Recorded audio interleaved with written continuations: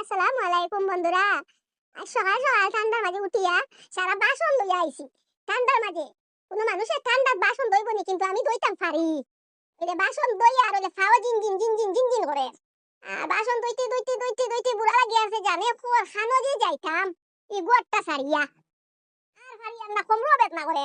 এটা কি যা ঠান্ডার মাঝে বাসন ধোয়া, অতটা বাসন ইগোর সাম হয় এটা পুরায় না কোনোদিন। খালি খাই না আর বড়াই।